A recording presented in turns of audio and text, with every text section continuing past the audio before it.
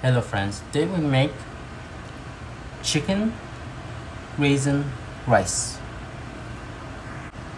سلام دوستان، ما امروز کشمش پلو با مرغ داریم.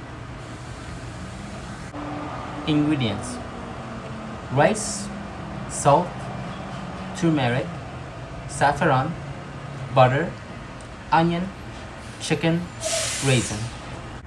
مواد لازم کشمش پلو: برنج، کشمش، مرغ، پیاز، زعفران، چوبه، نمک، کره. First, boil your chicken with some pepper, turmeric, curry powder, and onion. Then let it cool down.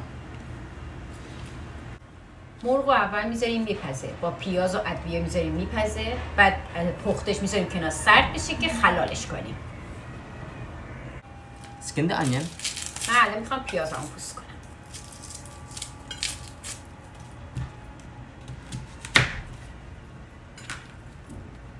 پیاز پوست میکنیم، خردش میکنیم که سرخش کنیم. Chop the onion. من الان میخوام پیازمو خرد کنم.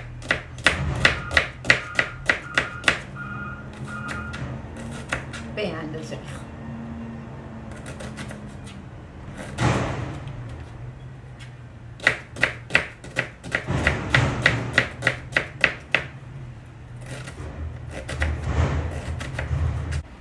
After you chop the onion, fry them. من پیازامو خرد کردم، الان میخوام برم تو مایتابه سرخش کنم. من زیر گازمو روشن میکنم، میذارم پیازم آبش یه خورده کشیده بشه. Turn on the heat. Let the water from the onion be drained. من پیازمو یه خورده تفت دادم، الان میخوام پیش کرش اضافه کنم. After you fry the onions a little, add the butter.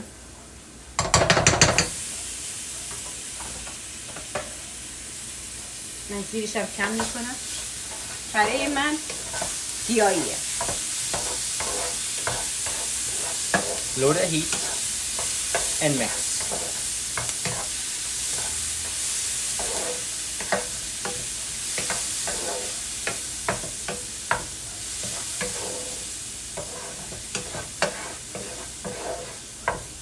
Add salt, نمک میریزم، turmeric, زردچوبه میزنم، then mix. همش میزنم که اجازه میدم سرخ شه. Then let it fry slowly. Our onions are ready. Turn off the heat and go deal with the chicken. من زیر گاز خاموش کردم که میخوام برم مرغمو خلال کنم. Wash your raisins, then fill with water. کشمشتون رو ببینید بشورین، توش آب کنین خیس بخوره، بیان که مرغاتون رو خلال کنین. Grate the chicken. الان میخوام مرغ رو خلال کنم. مثل سالالوی خلال کردیم، اینم همونجوری خلالش میکنم.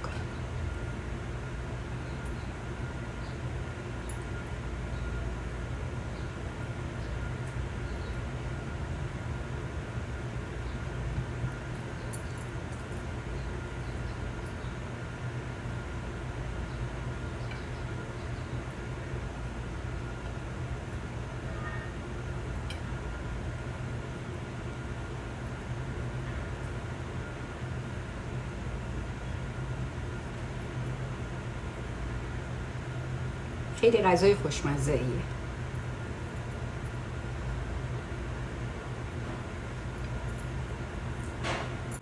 Now we're going to fry the chicken with the onions. من الان این میبرم تو پیاز داغی که سرخ کرده شد، اینو توش تفت میدم. Fry the chicken. زیرش رو روشن میکنم و مرغی که خلال کرده رو میریزم تو قابلمه. اگه دوست داشتین یه قاشق رب بزنید، اون سلیقه‌ایه. و اجازه میدیم تفتش بیاره.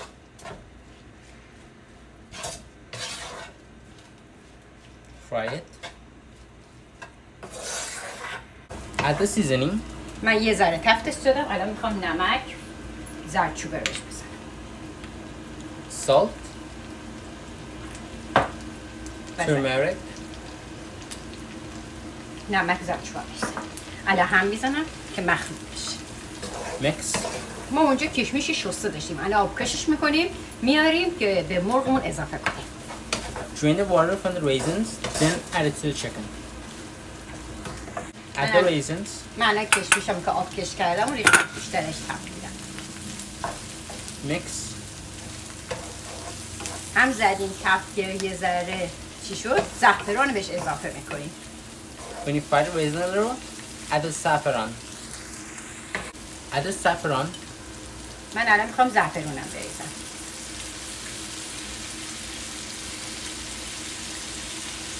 من 3 تا قاشق زعفران می‌کنم. 3 spoonfuls worth. الان هم میزنم مخلوط بشه به مرغ و کشمشم و پیازم. Mix. After it's done, turn off the heat and mix it with the rice. این کارش تموم شد. اگه دوست داریم میخواین یه ذره شیرین و ترش مزه بشه، یه ذره آب لیمو بهش اضافه کنیم. خیلی خوبه. زیاد نه، خیلی کم. It's optional, but you can add a little bit of lemon juice. من زیرشو خاموش کردم. برنجی که آبکش کردم و میخوام بیارم رو گاز، لا بلا برنج بریزم. کشمش پلومو. Turn off the heat.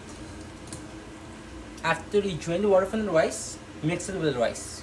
Turn on the heat and pour 1 spoon of butter into your pot. من یه قاشق کره رو آوردم تای برنجم، یک کمشو میریزم، یک کم دیگر نگه میدارم که موقعی که یک کم از برنجام که لاش ریختم این کشمشو کره رو به کشمش مخلوط کنم. Put half a spoon in. After that, mix the rice with the filling. ما چوبه داشتم، یه ذره تش میریزم. Then add the rest of the butter. Add some turmeric to the butter and mix. چوبم یه ذره تفت گرفت. لا بلا برنج بریزم. Add the rice.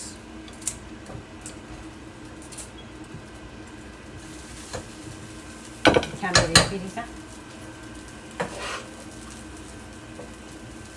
کشمش و مرغ و پیاز اون بریزم. Add the filling.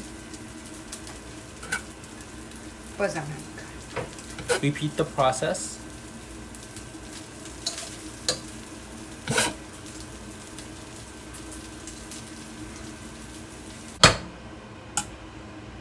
یک کم هم زعفرون روش میریزیم که خوش رنگ بشه.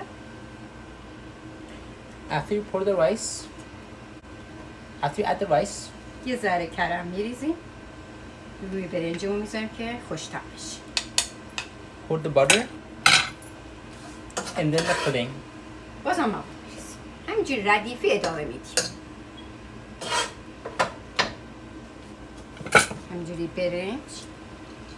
Repeat the process.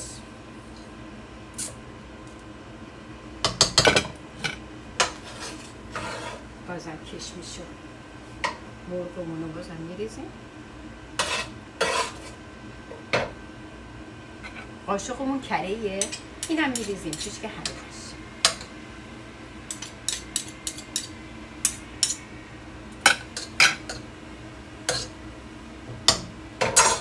یک کم زعفرون داریم میریزیم. Add your saffron.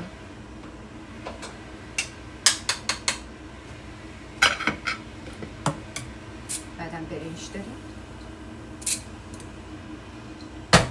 اینجا یکم برنج زیاد اومد میریزیم تو قابلمه‌مون. When you have a little filling and rice left, mix them together. که تو این یه ذره از مواد مونده بود بریزیم تو برنج. Then pour it on the rice.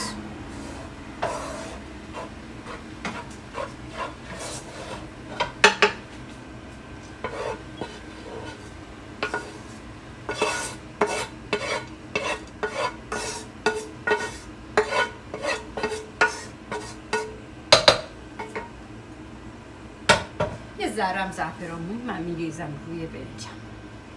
بعد زیرش رو روشن میکنیم و اجازه میدیم که دم بکشه. هیچ وقت شلش زیاد نکنیم، میسوزه. Put the heat on medium. cover the lid with a towel. Then let it steam.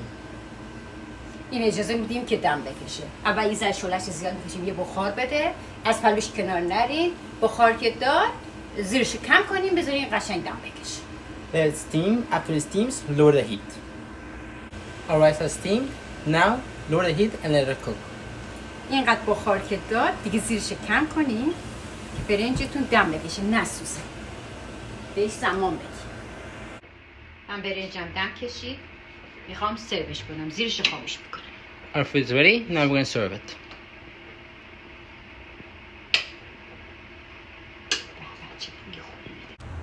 Thank you for watching. If you like, subscribe and comment. See you next video. Bye.